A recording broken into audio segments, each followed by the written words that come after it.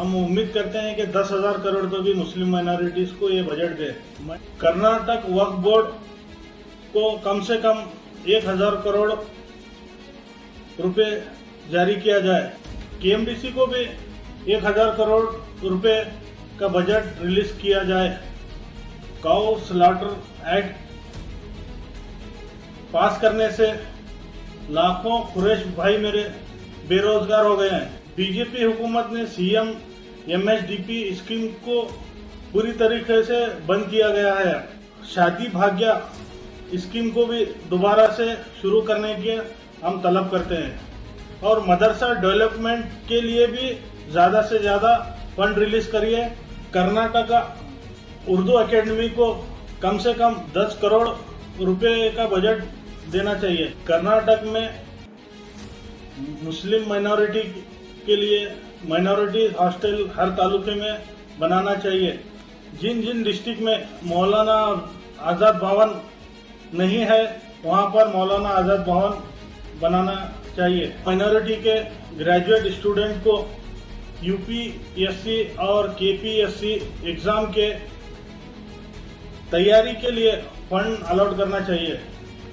वक्फ property को लेके हर district में एक स्पेशल टास्क फोर्स अपॉइंट करें।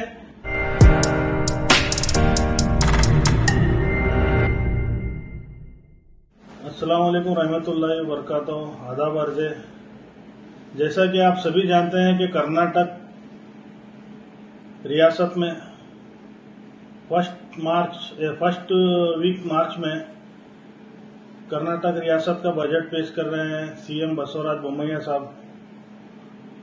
मैं समझता हूं कि ये पहला बजट है बसवराज बोम्मैया साहब का। उम्मीद करते हैं कि ये इस बजट सभी के लिए दोस्तमंद साबित हो। जैसा कि किसान भाई दोस्त हो, दलित भाई दोस्त हो, कारोबारी दोस्त हो और बाद में माइनॉरिटी मुस्लिम दोस्त हो। जैसा कि सीएम बसवराज बोम्मैया साहब जब से कर्नाटक की भागदौड़ अपने हाथों में संभाली है, तमाम कम्युनिटी के लोग ज्यादा से ज्यादा परेशान चल रहे हैं। जैसा कि कर्नाटक में हिजाब को लेके भी मसला चल रहा है, इस पे मैं ज्यादा बात करना नहीं चाहता हूं क्योंकि फिलहाल बजट के ऊपर बात करना है।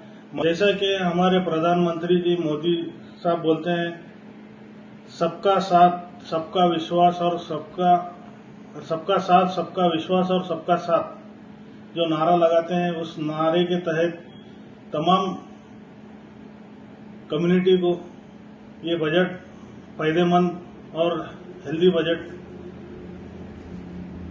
मिल सके। जिसकी जितनी हिस्सेदारी उतनी उसकी भागीदारी।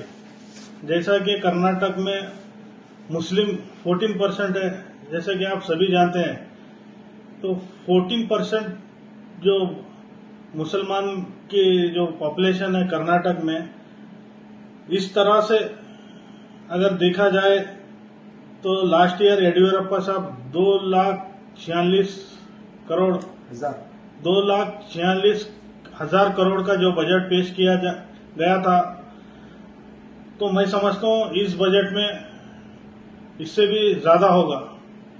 तो कम से कम इसके लास्ट ईयर के बजट के हिसाब से भी अगर हम 14% पकड़े बजट को, तो वो 34,600 करोड़ होता है माइनॉरिटी मुस्लिम के लिए। तो उतना अगर ज्यादा लगता अगर बोम्मैया सरकार को देने में मुस्लिम को, तो मैं समझता हूं कि हम उम्मीद करते हैं कि 10,000 करोड़ तो भी मुस्लिम माइनॉरिटीज को ये बजट दे कि इनके बेहतर एजुकेशन और इनके पढ़ाई के लिए, कारोबार के लिए ज्यादा से ज्यादा आसानी हो। और बजट जो पेश कर रहे हैं बसवराज बोम्मैया साहब, आने वाले साल के लिए क्लियरिटी वाइज हमारे को बोम्मैया साहब दे कि पिछले ईयर जो बजट पेश किया गया था, उस बजट में क्लियरेंस नहीं मिला था कि माइनॉरिटी को कितना मिला है, क्या आगे करना है। तो उम्मीद करते हैं कि इस बार ऐसा ना हो। माइनॉरिटी का जो बजट को भी एससीपी टीएसपी के तर्ज पर बनाया जाए, जो नॉन लैप्सेबल, नॉन डाइवर्टेबल। बताया जाता है कि सीएम बोम्मैया साहब के ऑफिस में माइनॉरिटी के रिलेटेड 250 से ज्यादा फाइल पेंडिंग है। हम उम्मीद करते हैं कि इस 250 फाइल को जो रुकावट हो गई है वो फंड को जल्द से जल्द रिलीज करे और हमारे जो माइनॉरिटी मुस्लिम को आसानी हो ये रिलीज करने से।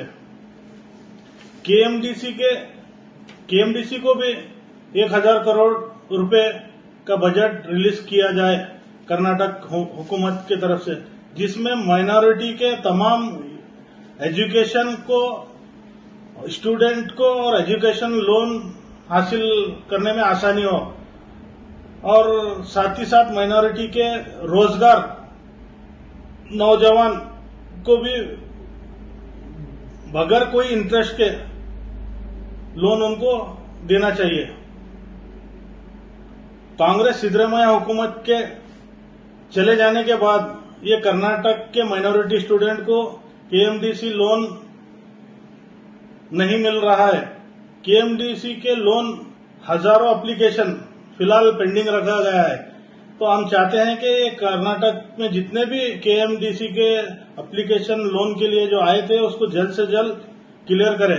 बीजेपी हुकूमत ने सीएम एमएसडीपी स्कीम को पूरी तरीके से बंद किया गया है, तो हम इसको भी गुजारिश करते हैं, डिमांड करते हैं कि इसको दोबारा से वापस अमल में लाए बोम्मैया साहब। और शादी भाग्य स्कीम को भी दोबारा से शुरू करने की हम तलब करते हैं। शादी भाग्य स्कीम के तहत जितने भी एप्लीकेशन जो पेंडिंग है इस बजट में उसको क्लियर करने की हम डिमांड करते हैं। और मदरसा डेवलपमेंट के लिए भी ज्यादा से ज्यादा फंड रिलीज करिए और कर्नाटका उर्दू एकेडमी को कम से कम 10 करोड़ रुपए का बजट देना चाहिए। कर्नाटक के तमाम यूनिवर्सिटी में मुस्लिम मुजाहिदीन, आजादी, सूफी, बुजुर्गान और रिफॉर्मर और फनकार के लिए भी नाम पे एक चेयर कायम किया जाए। गुलबर्गा यूनिवर्सिटी में हजरत ख्वाजा बंदे नवाज रिसर्च चेयर कायम करना चाहिए।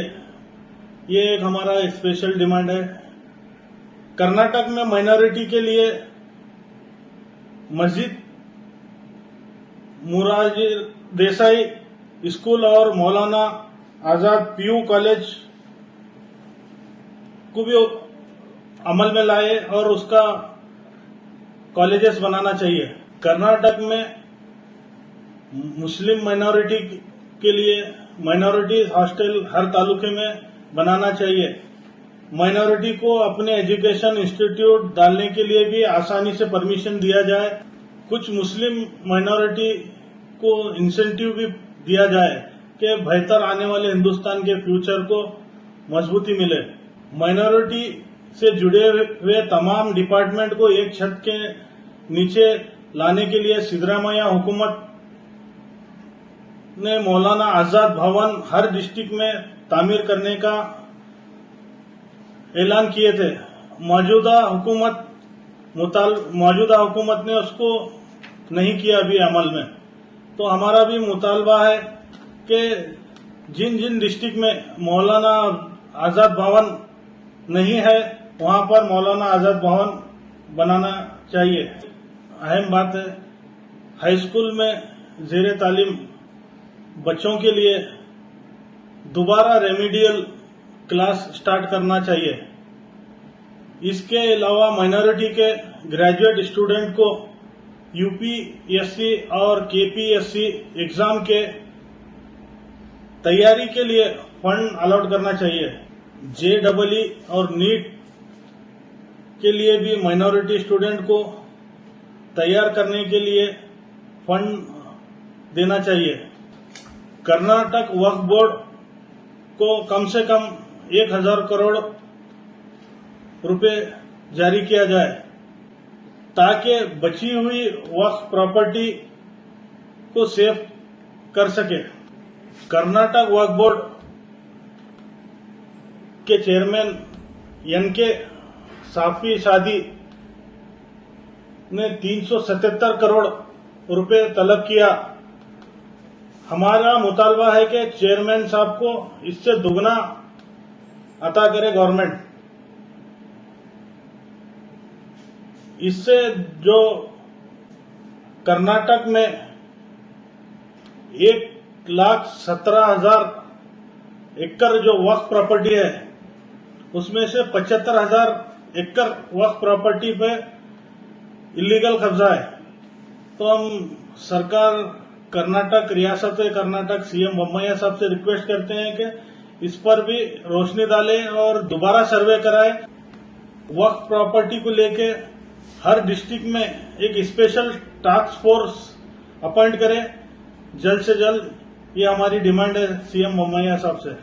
पीएम जन विकास के तहत वक्फ प्रॉपर्टी को डेवलपमेंट किया जाए ताकि वक्फ प्रॉपर्टी सेफ रहे। बोम्मैया हुकूमत सेंट्रल से कम 2,000 करोड़ रुपए डिमांड करे के वक्फ प्रॉपर्टी के लिए। काऊ स्लॉटर एक्ट पास करने से लाखों कुरैश भाई मेरे बेरोजगार हो गए हैं। बजट में कुरैश भाई के लिए भी ऐलान करे, एक उनको भी बजट में शामिल करे, उनको भी मत भूलिए। पीएम मोदी मुस्लिम बहनों बेटियों के साथ हमदर्दी बताते हैं। तीन तलाक का कानून बनाकर निजात दिलाया हूं मैं बोल के ऐसा बताते हैं।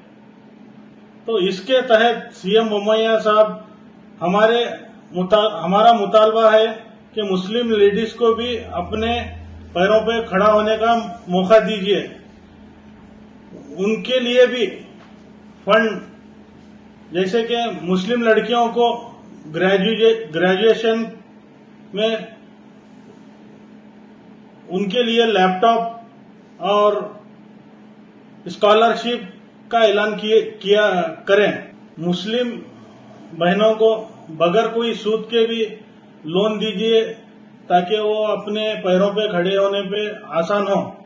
ये हमारे कुछ डिमांड थे जो सीएम बोम्मैया साहब को हमारा एक रिक्वेस्ट था कि इस बजट में हमारे लिए कुछ ना कुछ खुशखबरी दे। उम्मीद करते हैं कि हमको नाराज नहीं करेंगे। शुक्रिया।